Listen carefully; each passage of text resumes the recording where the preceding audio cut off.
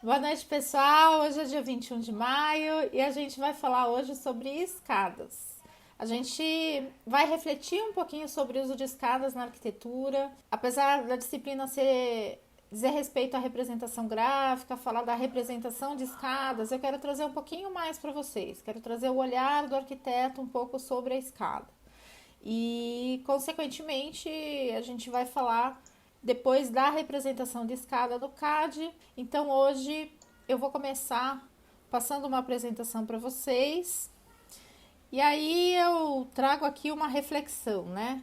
Que o homem sempre quis conquistar a altura, né? O homem sempre quis subir, o homem sempre quis, de algum modo, transpor o nível de comum da sua existência. E ele tentou fazer isso de diversos modos. Um deles foi por meio de construções, né? A gente encontra muitas construções que têm esse patamar de elevação, que tem esse caráter de elevação, de estar elevado. Porque, de algum modo, se você for pensar, a altura é proteção. A altura é proteção. Essa imagem que a gente tem aqui é o Mont Saint-Michel, fica na França. E vocês podem ver que bem lá em cima, né, tem a cidade, tem as construções aqui na parte de baixo. E lá em cima a gente vê lá, tem um convento, um mosteiro, acho que é um convento. Ou é um convento ou um mosteiro. Mas o fato de estar elevada, a construção estar elevada, ela traz essa proteção. Porque para alguém chegar lá, ele vai demandar esforço, vai demandar energia. Naturalmente, ela vai ficar protegida. O fato da gente ter construções e criar níveis nas construções tem um pouco esse caráter simbólico de proteção. E quando a gente fala em escadas, que é um sistema, vamos dizer assim, criado pelo ser humano para transpor níveis, é porque a escada, em certo aspecto, ela facilita a transposição. Se a gente pensar em gasto de energia, a gente gasta muito menos energia se nós transpusermos níveis utilizando escada do que se nós transpusermos níveis tentando escalar ou por algum outro processo. Então a escada, ela tem um princípio fundamental por trás dela, que é o princípio da ergonomia, é o princípio do menor esforço e da maior eficiência. O menor esforço e o conforto também dessa transposição. Então, ao passo em que a gente sobe uma escada, é quase como se a gente estivesse andando, né? É um processo parecido com o caminhar. E mais para frente a gente vai ver, vocês vão ver quando vocês se aprofundarem ali no cálculo da escada, das dimensões da escada, que realmente tem uma relação forte com o caminhar. Ou seja, quanto mais próximo do caminhar eu dimensiono a minha escada, mais confortável a sua utilização vai ser. E quando a escada ela é mal dimensionada, ela provoca não só desconforto, mas pode provocar dor. Se o degrau é muito alto, ela pode causar problema até cardíaco, da pessoa fazer um esforço extremamente maior do que aquele que ele pode suportar.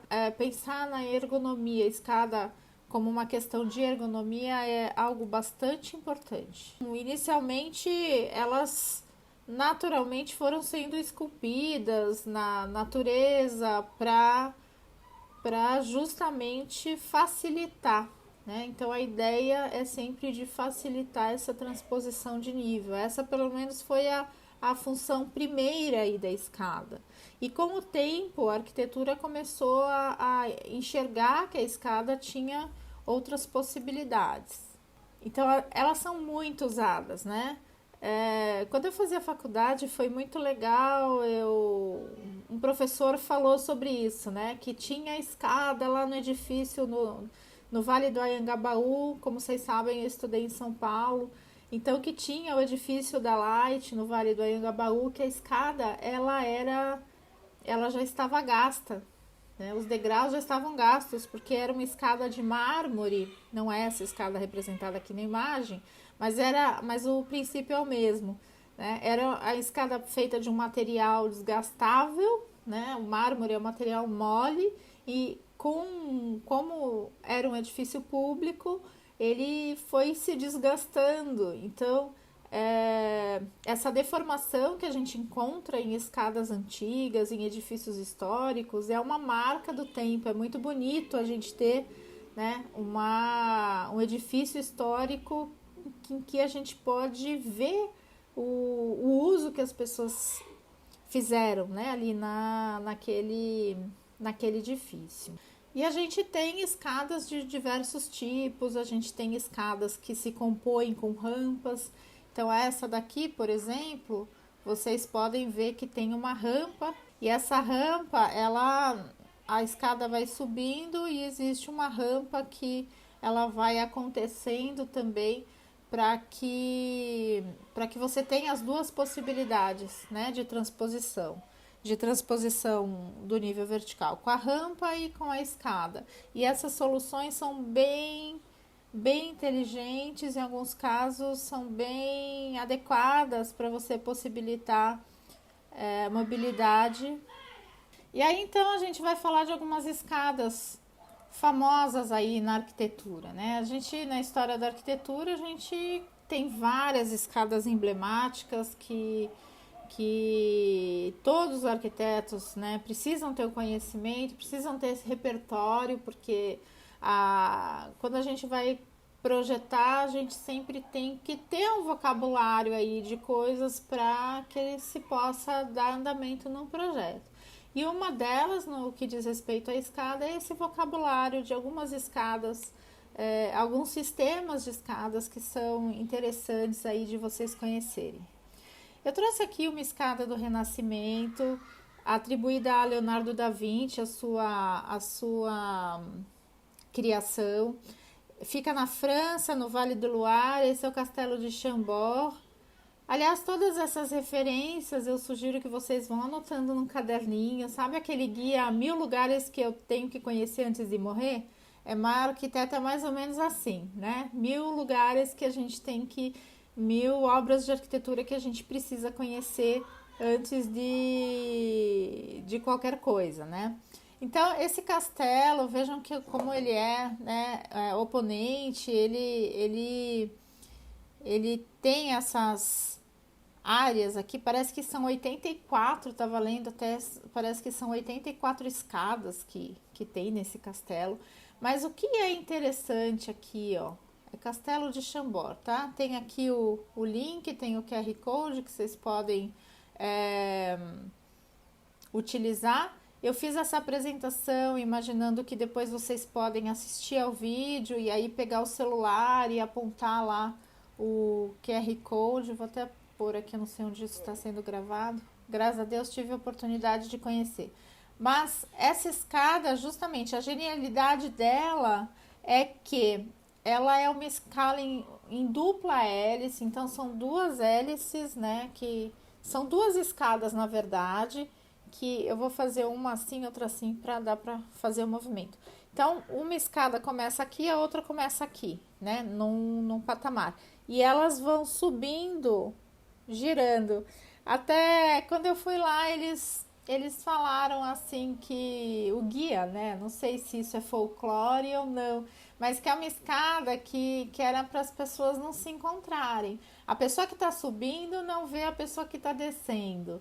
Então, se tem alguém lá em cima que quer descer, usa uma escada, e a pessoa que está subindo usa outra escada.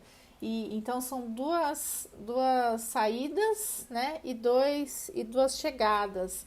E essa escada, a concepção dela é muito interessante por esse motivo.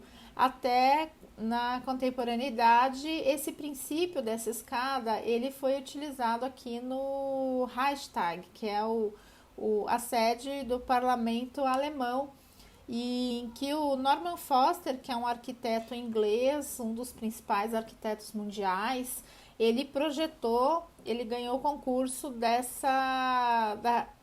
da reformulação dessa cúpula, porque essa cúpula era uma cúpula construída que foi destruída durante a Segunda Guerra. Então foi feito um concurso e esse projeto é um projeto que todo arquiteto tem que conhecer como projeto, né? Tem que estudar esse projeto.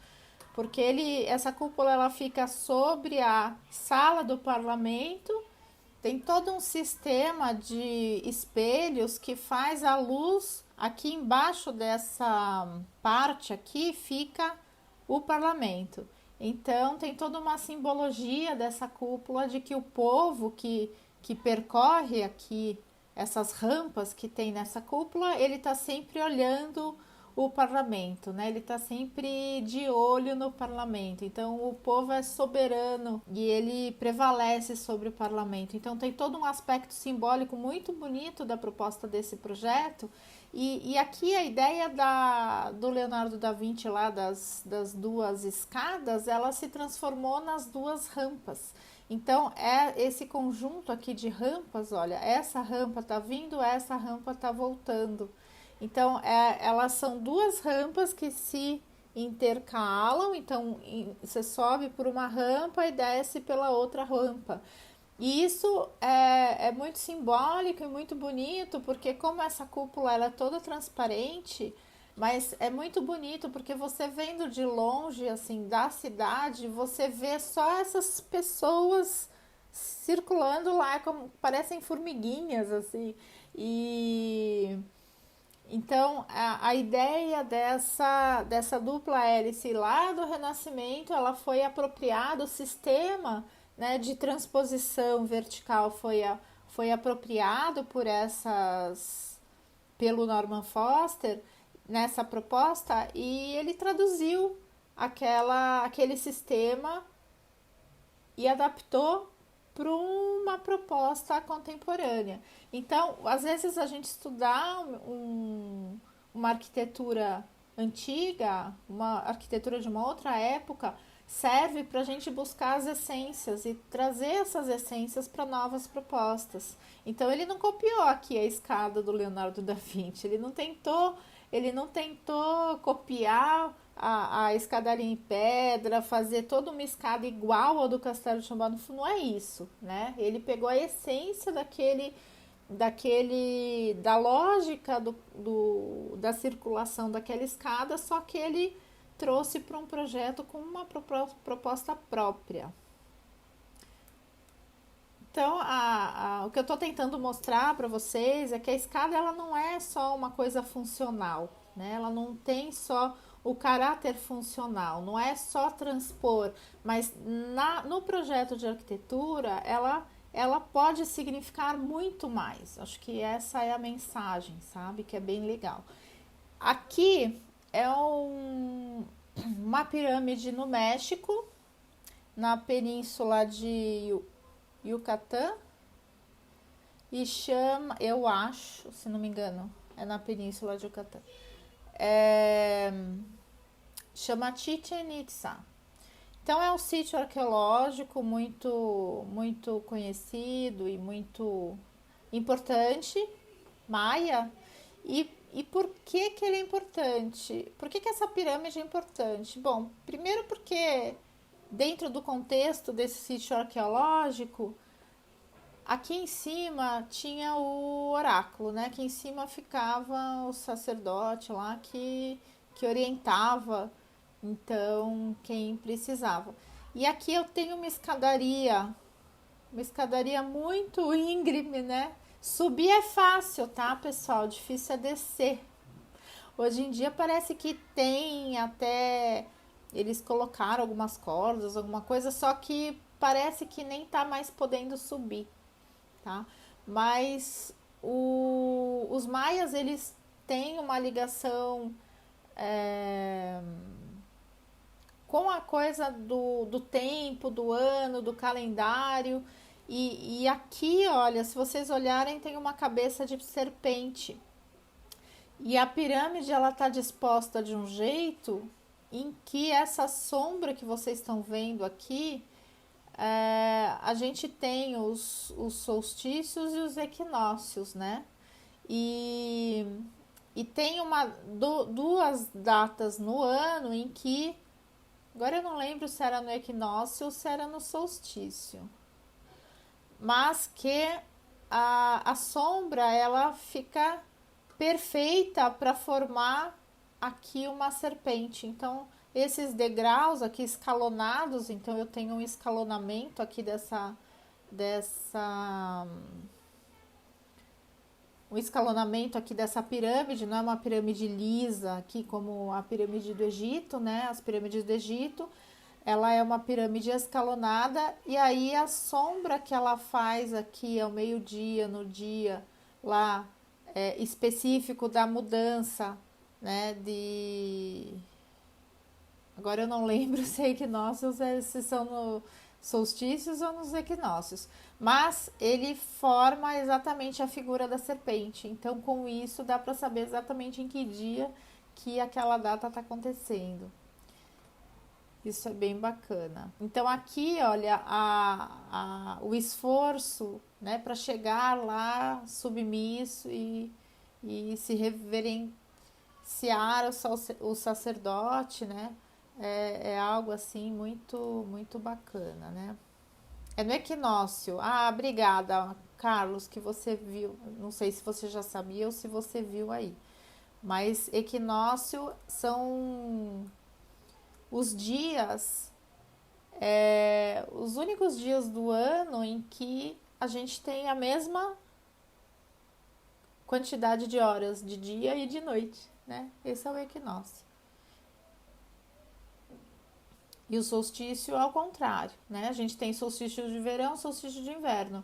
O solstício de verão é o dia mais longo do ano e o de inverno é o dia mais curto do ano. Aí a gente tem alguns projetos contemporâneos aqui, ó, Renzo Piano e Richard Rogers, o Museu do Pompidou, né, em Paris. Então, o Museu do Pompidou só trouxe essa imagem aqui para vocês verem ó, o contexto aqui, olha que legal, né? Aqui é o museu, ele pega uma quadra inteira e o contexto, né? Olha o contexto de Paris, né? Um contexto com uma tipologia bem diferente, uma tipologia mais de prédios mais antigos, mais, né, tradicionais. E de repente esse museu se impõe, aí ele se coloca. Também é um projeto muito impressionante de ser estudado para a época em que ele foi proposto, acho que ele é da década de 80. E ele tem esse elemento arquitetônico emblemático aqui, que é justamente uma escada, só que são escadas rolantes sucessivas, em que faz a circulação entre os pavimentos. Esse projeto ele acontece, ele tem seus planos internos todos livres e todas as funções, todas as máquinas, todas as funcionalidades, os mecanismos, eles acontecem por fora do edifício. Essa é justamente a proposta conceitual desse projeto. E nisso a escada ela aparece aqui e ela serve para também vislumbrar essa Paris, né? Por isso até que ela é transparente, ela se mostra.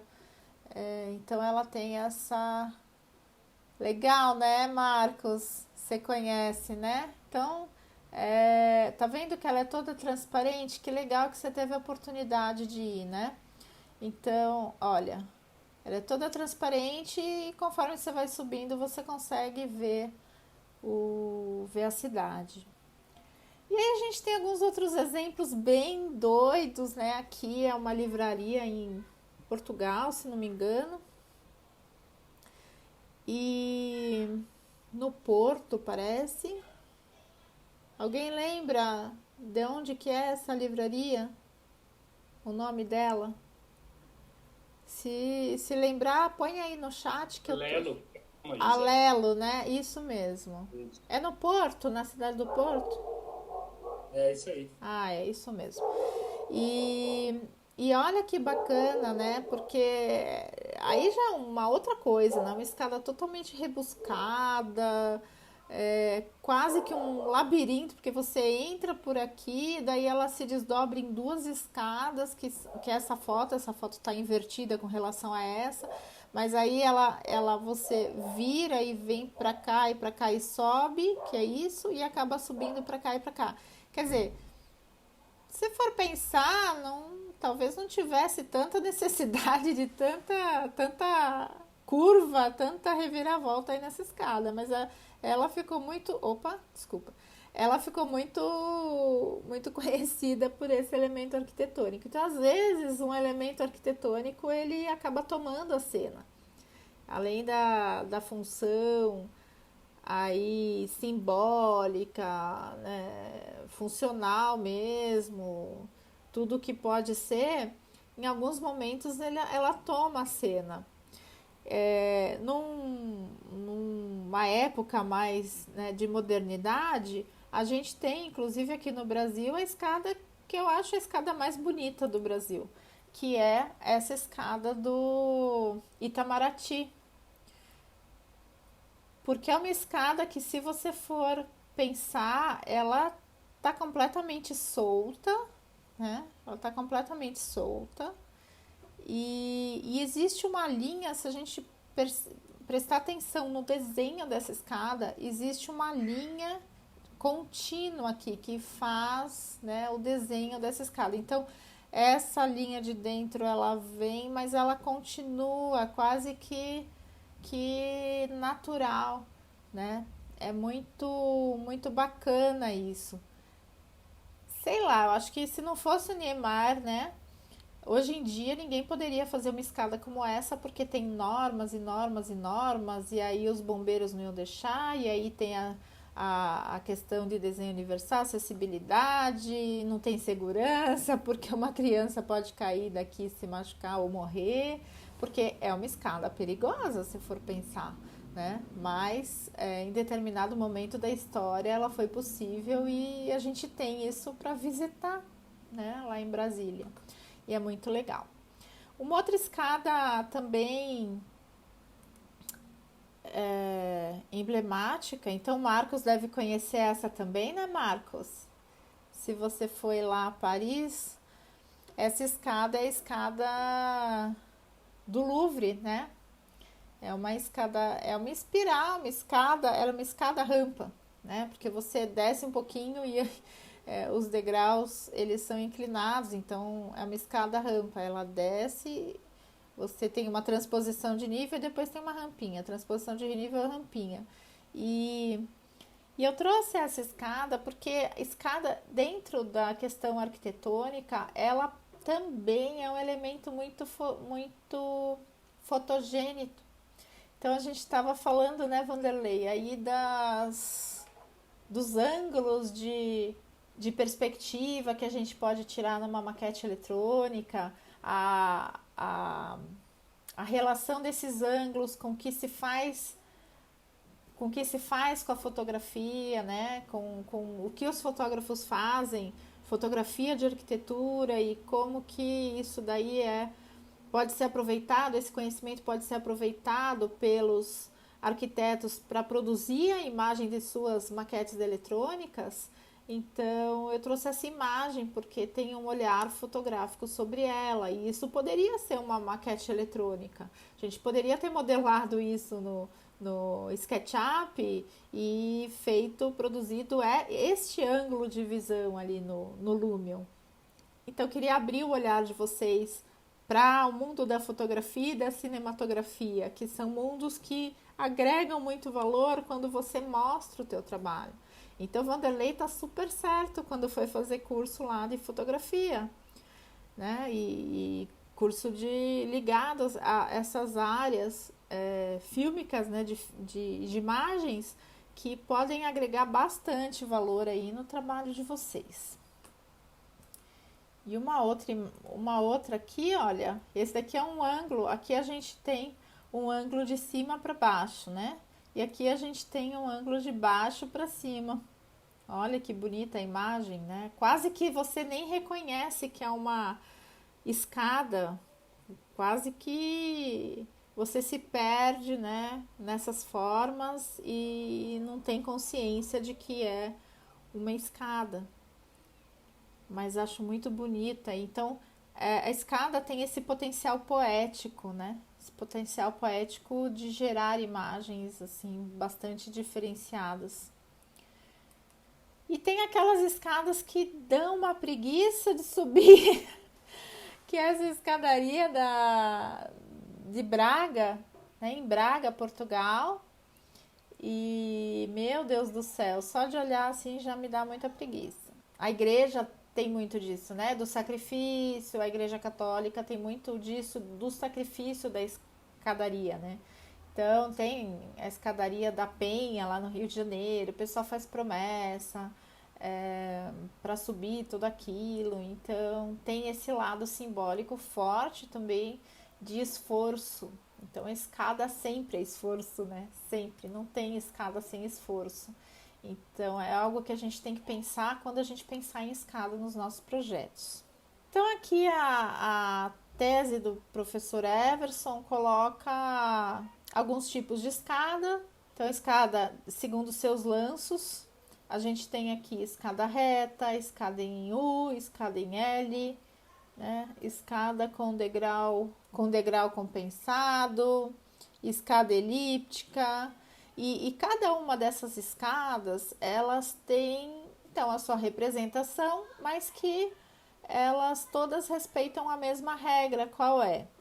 Quando eu tenho uma planta, eu considero um nível de corte. Então, se eu vou representar paredes, esquadrias, eu tenho sempre o mesmo raciocínio, e escadas também, que é eu passo um plano de corte na minha construção de 1,20 m a 1,50 m e eu represento o que está sendo cortado e o que está sendo olhado para baixo em vista e o que está acima daquele plano em linha de projeção, que é a linha tracejada.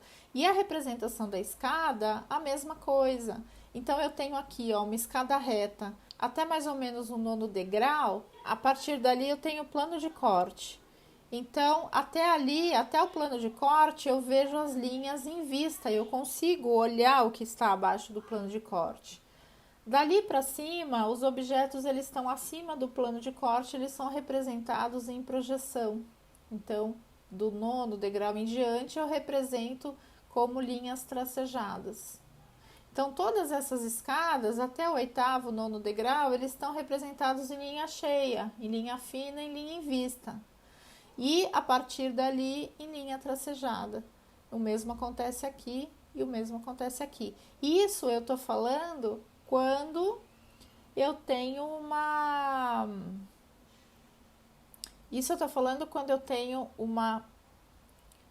o desenho da planta do pavimento em que começa a escada, né? Se eu estou olhando a escada, porém eu estou desenhando a planta do pavimento superior, aí é um pouco diferente, porque se essa escada vai do térreo até o primeiro pavimento, quando eu estou no pavimento superior, eu vejo todos os degraus em vista, eu não vou ver mais em tracejado. Então, essa representação é que a gente vai desenvolver ali no projeto que a gente está desenhando. Aí tem os acabamentos, né? Dependendo se é uma escada de concreto, então como é que ela tem os degraus, embaixo você faz a forma, então você pode fazer ela como uma forma reta, você pode fazer ela em dente, o degrau ele pode ter um determinado ângulo. Se for escada metálica, a gente pode ter vazios, essas peças metálicas elas podem ser fixadas nos suportes da escada, ou pode ter um acabamento com chapa dobrada, ou pode ser uma escada de chapa dobrada. Enfim, tem vários tipos de escada, né? Várias técnicas para se construir a escada, e elas também acabam sendo representadas. Aqui no caso, na representação de corte, né? Que vai ser diferenciada dependendo da técnica utilizada. E aí fica, né, a pergunta aí para vocês de escadas famosas, se vocês lembram de mais alguma escada famosa. Vocês estão lembradas de alguma? daquela igreja de Paris também, professora, acho que é Ah, da Sacré-Cœur. Sacré-Cœur, aham. Ela é muito grande também, tem até um bondinho que sobe, acho, né? Mas, no lado da escada. É porque. Não, mas tem a do Corcovado também, né? Deixa eu ver aqui, ó. Lá de cima você consegue ver Paris gigante, assim, bem legal. Ó, que bacana, né? Tem essa e depois tem essa parte que ela é mais. Ela fica num patamar, né? Tipo num platô, assim, elevado, né? Isso. Muito legal. Qual mais vocês lembram, hein? E é um lugar de. Ó, o pessoal fica sentado, né? Um espaço aí de social mesmo, né? Das pessoas tomarem sol, porque como você falou, né, a vista, como ela fica um pouco afastada do centro de Paris, ela não é longe do centro, mas ela aqui dá pra ver a vista, ó. Ela não é no Buchicho, né? Ela é num bairro um pouquinho pro lado, então você consegue ver, olha que vista bonita, né? Aqui ainda é lá de cima, mas Essa vista é maravilhosa, a bem vista legal. que você tem é essa daqui, né? Super legal E do mesmo. ladinho dessa igreja tem uma praça que é a Praça dos Pintores, Isso, exatamente. Que tem que a é bem legal. feirinha, que é bem legal, né? Isso. A feirinha de Montmartre. Esse é o bairro de Montmartre, que é onde o Van Gogh pintou, né? É uma feirinha muito pintada, né? Como era frequentada pelos pintores, eles retratavam, muito retratada, né? Que legal. Tem aquela Star to Heaven na China, bem famosa, professor. Olha que legal. É isso daqui, Gabriel? É essa mesmo. Gente, que preguiça! Meu Deus do céu, que desespero! Olha isso, gente. E o povo subindo, hein? Linda, lindíssima. Eu queria entender um pouquinho a intenção dela, pra onde que ela vai. Muito bonita mesmo. E bem chinesa, né? Assim, o design dela é bem típico mesmo, né? Muito Não, quem legal. olha de longe parece que é um cano de longe, assim, sabe? Aham, muito 10, muito legal. E aí, então já lembramos de mais algumas, né? Já super legal aí para agregar ao repertório. Então, como eu falei da representação, aqui tem algumas representações em que, além dessa coisa de fazer os degraus que estão para baixo em vista e os que estão para cima em projeção, a gente tem também as simbologias, né, representativas aí da escada. Então, quando a gente desenha uma escada em planta, a gente indica o sentido de subida da escada. Também indica com uma seta o sentido de subida da escada. Então a escada está subindo daqui para cá. Tem pessoas que colocam S e quando ela está descendo coloca D. E quando não tem nem o S nem o D, a seta está indicando a subida. Então, se a escada estivesse descendo, a seta estaria indicando para o outro lado. E aí é importante a gente saber que essa parte do degrau chama piso e essa parte chama espelho. Esse bossel aqui nem é tão importante saber, mas piso e espelho é fundamental ter o conhecimento do que é piso, o que é espelho. Por quê? Porque quando a gente vai calcular uma escada, a gente precisa se atentar a algumas medidas, né? Por exemplo, então primeiro a medida de altura livre da escada. Então, pelo menos 2 metros, né, dessas referências, porque tem gente que é alto e quando você sobe, você faz um movimento, então tem que ser daí para mais, né? E da altura do corrimão, também ter isso como referência de medida. Por que que as medidas são importantes? Então esse site aqui, ó, esse endereço achei bem bom, porque ele mostra de um modo bastante didático o que a gente fala que é a fórmula de Blondel, que são os parâmetros que vão nos ajudar a calcular a quantidade de degraus necessários para nossa escala. Então, o Blondel ele fez a partir do estudo do passo, e aí que eu falo aquela coisa da ergonomia, né? Então, aqui, ó, essa fórmula foi desenvolvida por Nicolas François Blondel, que ele chegou num parâmetro de que uma pessoa em marcha normal, olha, varia, ó, Blondel observou que o passo de uma pessoa em marcha normal varia de 63 a 64 centímetros. Esse seria o passo, né, em média de uma pessoa. Então, Olha, ele concluiu que cada vez que o degrau aumentar 1 centímetro, o passo diminui 2 centímetros, porque tem a coisa do esforço e do ângulo, né, que você não está andando para frente. E a partir disso, ele desenvolveu uma fórmula. Ele sugere que o espelho, que é a altura aqui, né, do degrau, ele deve ficar entre 16 e 18 centímetros e que o piso, a pisada, deve ter no mínimo 25 centímetros. E que esta relação entre o tamanho do espelho e o tamanho do piso deve corresponder a essa fórmula. Ou seja, 2 vezes a altura do espelho, mas a profundidade do piso, eu tenho que ter 64 centímetros. Esse seria o cálculo do piso ideal. Se ficar entre 63 e 65, os arquitetos costumam admitir como uma escada adequada. Então, é isso, ó. Segundo, aí ele fala na norma NBR 9050, tal, somos orientados a utilizar a fórmula de Blondel. Então, o piso deve ter entre 28 e 32 e o espelho entre 16 e 18 aqui.